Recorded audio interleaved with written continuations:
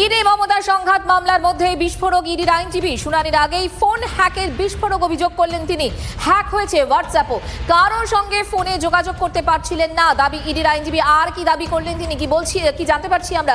শ্রাবন্তী শাহ আমাদের সঙ্গে রয়েছেন, আমার সহকর্মী জানাবেন। শ্রাবন্তী, বিস্ফোরক অভিযোগ করেন ইডির আইনজীবী মন্দিরা।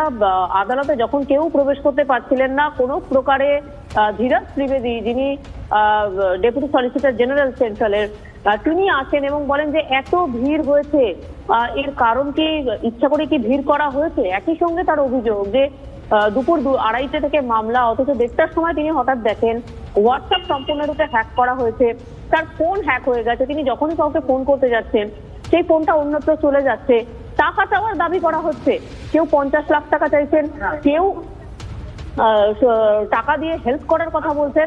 স্বয়ং ডিএসজি এই অভিযোগ যখন করছেন তখন অন্য পক্ষে যারা আইনজীবী তারা তাকে থামিয়ে দেন এবং বলেন যে আগে মামলাটা শুরু হোক, তারপরে এই ধরনের অভিযোগ তিনি আদালতের সামনে আনবেন।